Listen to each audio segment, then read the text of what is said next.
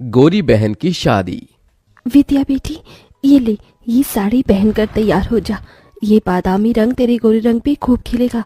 और हाँ, अच्छे से मेकअप करना ताकि लड़के वाले तुझे देखें तो देखते ही रह जाए। ठीक है मेरी प्यारी माँ। तभी बाहर से कांच टूटने की आवाज आती है। मालती गुस्से में बौखलाकर बाहर आती है जहां कंचन पोछा लगा रही थी। मालती को देखते ही कंचन सहम सी गई। क्यों री काली करमजली, आज मेरी बेटी के लिए कितना बड़ा दिन है। तूने जानबूझकर इस शुभ घड़ी में कांच तोड़ दिया। नहीं माँ, मैं तो पोछा लगा रही थी, गलती से गुलदस्ता गिर गया। कहते हुए कंचन कपकपाई जा रही थी क्योंकि उस दिन बड़ी ठंड थी। क्यों री, हाथों में जान नहीं है क्या? खाने को तो 10-10 रोटी एक बार में खा जाती है। अच्छे से पोछा लगा, फर्श एकदम चमकना चाहिए। और उसके बाद चाय समोसे नाश्ता भी बना देना। ये कहते हुए मालती जानबूझकर उस बेचारी के पैरों पर से चढ़कर चली जाती है, जिससे कड़ाके की ठंड के मौसम में उस बेचारी की चीख निकल जाती है। माँ मेरा हाथ कंचन के साथ ऐसा जुल्म होता देखकर बिछौने पर लकवे में पड़े वासुदेव की आंखों से टप टप आंसू चूने लगते हैं। थोड़ी देर में वसुंधरा अपने बेटे कार्तिक के साथ विद्या को देखने आती है। तभी कंचन चाय नाश्ता लेकर परोसती है। आंटी जी नाश्ता। मालती जी, ये लड़की कौन है? जी ये इस घर की नौकरानी है। ये सुनते ही कंचन की आंखों में आंसू भर आते हैं। वो लड़के वालों के बीच से जाने लगी। तभी विद्या ने कहा, कंचन जरा रुक। माँ जी, ये इस घर की नौकरानी नहीं बल्कि मेरी बहन कंचन है। विद्या के शब्दों में कंचन के लिए एक बड़ा मान था। बड़ा प्यार है दोनों बहनों के बीच। बहन, मुझे मेरे कार्तिक के लिए आपकी विद्या पसंद है। तभी कंचन को उसके काले रंग के लिए नीचे दिखाते हुए मालती ने इतरा कर कहा, पसंद तो आनी ही थी वसुंधरा जी। मेरी विद्या किसी होर से कम थोड़ी है। गोरी है, सुंदर है, कोई भी खोट नहीं है मेरी बच्ची में। अच्छा जी, अब हम चलते हैं, जल्द ही बारात लेकर आएंगे। वसुंधरा के जाने के बाद मालती कंचन पर आग बबूला होकर बोली, क्यों री काली कलोटन, तुझे कहा था ना कि अपने बदसूरत मुंह पर घूंघट ओढ़ कर बाहर आने को। अगर तेरी वजह से आज मेरी कोरी बेटी का रिश्ता कट जाता तो तेरी तो शादी हो नहीं रही। कम से कम अपनी बहन का तो घर पास जाने दे। अपनी सौतेली माँ मालती का दिया गया ताना कांटों की तरह कंचन के मन पर जा लगा। माँ, क्या मिलता है तुम्हें इस बेचारी का दिल दुखाकर? तू चुप कर विद्या, भूल मत, ये तेरी सौतेली बहन है। ये कभी तेरी खुशियां नहीं चाहेगी बल्कि तेरा बुरा चाहेगी। एक दिन तू बड़ा पछताएगी विद्या। ये कहकर मालती वहां से चली गई और कंचन फूट फूट कर रो पड़ी। विद्या, क्या मैं इतनी बुरी हूं कि अपनी बहन की शादी तोड़वा दूंगी? विद्या ने कंचन के आंसू पोंछे और डबडबाई आंखों से उसे देखकर कहा, मेरी बहन, माँ ने सिर्फ तेरा ऊपरी रंग देखा, आज तक तेरा प्यार भरा मन देखा ही नहीं। मगर तुम्हारी ये बहन है ना? भले ही विद्या और कंचन सौतेली बहन थीं, मगर दोनों के बीच सगी बहनों से बढ़कर प्यार था। हालांकि विद्या गोरी सुंदर थी और कंचन काली, मगर उसके बाल उतने ही लंबे काले। वसुदेव ने अपनी पहली पत्नी सुलोचना के मरने के बाद मालती से दूसरी शादी की। हालांकि दोनों का ये पुनर्विवाह था। मालती अपनी बेटी विद्या को साथ लेकर आई। विद्या ने तो कंचन को अपनी बहन मान लिया था, मगर मालती कंचन के काले रंग की वजह से उसे बेटी न ही मान सकी और न ही अपना सकी।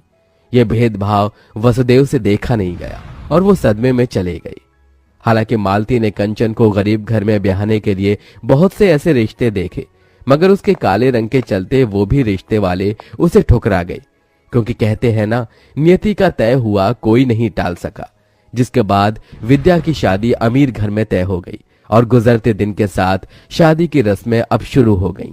विद्या बेटी, देख, मैंने तेरे हल्दी और मेहंदी के लिए 2 लहंगे बनवाए हैं।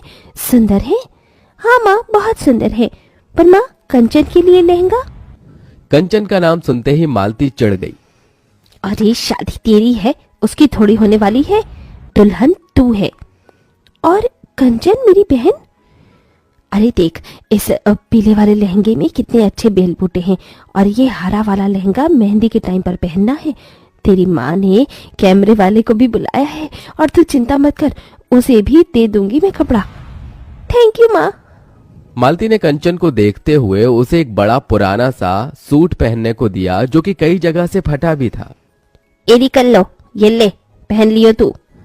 बिना किसी शिकायत के कंचन ने उसे स्वीकार कर लिया और विद्या को हल्दी मेहंदी लगने लगी।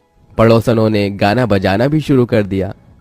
हल्दी लगाओ रे, तेल चढ़ाओ रे, बन्नों का गोरा बदन चमकाओ रे। मेरी बच्ची कितनी सुंदर लग रही है। अरे मालती, अब क्या विद्या को हल्दी में ही नहला देगी? और क्या, रज रज के हल्दी लगाऊंगी, तभी तो मेरी विद्या का गोरा रंग खिलेगा। सबने बारी बारी से विद्या को हल्दी लगाई, मगर कंचन एकदम पीछे खड़ी थी। कंचन, तू अपनी बहन को हल्दी नहीं लगाएगी? आना, दूर क्यों खड़ी है? तभी मालती ने कंचन को हल्दी लगाने से रोक दिया। क्या हुआ माँ, तुमने मुझे रोक क्यों दिया? क्योंकि मैं नहीं चाहती कि तू अपने इन मनहूस काले हाथों से मेरी बेटी को हल्दी लगाए। कहीं मेरी बेटी का रिश्ता टूट गया तो? इतना अच्छा घर द्वार मिला है। मालती के साथ सभी पड़ोसन भी कंचन पर ताना कसने लगी। ठीक कह रही है मालती, अरे ये तो है ही अभागिन, दुनिया में आते ही माँ को खा गई। वही तो, इसे तो इस शादी के शुभ रस्मों से भी दूर ही रखो, इसकी काली नजर न लग जाए। होने वाली दुल्हन को वैसे भी इतनी गोरी और सुंदर जो है। बस बहुत हुआ, मैं मानती हूँ कि मेरी बहन का मुझे हल्दी लगाना मेरे लिए शुभ है। कंचन, मुझे हल्दी लगा। कंचन ने अपनी गोरी बहन को हल्दी मेहंदी लगाई, तभी कुछ हल्दी उसके चेहरे पर लग गई। हे राम, ये तो अपशकुन है, दुल्हन की हल्दी इसे भी लग गई। कंचन उस हल्दी को धोने लगी, तभी रुक जा कंचन, कहने दे इन्हें जो कहना है, मेरे लिए ये शुभ शगुन है। मुझे तो डर है बहना, कहीं ये कल लो अपनी बहन की शादी काट कर खुद ना दुल्हन बन जाए। ये सुनकर तो जैसे मालती के मन में डर बैठ गया। शादी का दिन भी आ गया। कंचन विद्या के लिए खुश भी थी और उदास भी। विद्या, आज तू अपनी इस अभागन बहन को छोड़कर ससुराल चली जाएगी और मैं इस घर में तेरे बिना अकेली रह जाऊंगी। तभी दुल्हन बनी विद्या अपने बालों में से थोड़ा गजरा निकालकर कंचन के बाल में लगा देती है। इस गजरे में तो मेरी बहन के लंबे काले बाल एकदम कह ढा रहे हैं। इतने में बारात आ जाती है। तभी मालती कंचन को अपने पास बुलाती है। माँ, आपने बुलाया? हाँ कंचन, तू अपनी बहन से कितना प्यार करती है? अचानक ये सवाल क्यों माँ? क्योंकि मैं जानती हूँ जब से विद्या का रिश्ता इतने बड़े घर द्वार में लगा है तुझसे देखा नहीं जा रहा, इसीलिए तू ये रिश्ता काटना चाहती है ताकि तेरी ताल गल सके और तेरी कोरी बहन की जगह कार्तिक से तू शादी कर सके। ये सुनकर कंचन टूट सी गई। नहीं माँ, ऐसा नहीं है। अगर ऐसा नहीं है तो फिर क्यों सजी धजी है तू? शादी तो तेरी बहन की है, साबित कर दे कि तू मेरी विद्या का बुरा नहीं चाहती। और फिर कंचन ने वहां रखा गमला अपने पैरों पर गिरा लिया, जिससे कि ठंड के उस मौसम में वो तड़प गई। माँ, लो माँ, इस बदनसीब बहन ने साबित कर दिया। आप अगर चाहती हैं कि मैं विद्या की शादी में शामिल ना हूं तो मैं नहीं जाऊंगी माँ। तभी दूर से आदर्श ने ये सब देखा। उधर विद्या कंचन को ढूंढने लगी। आदर्श ने उसे सारी बात बता दी, साथ ही अपना फैसला सुनाया।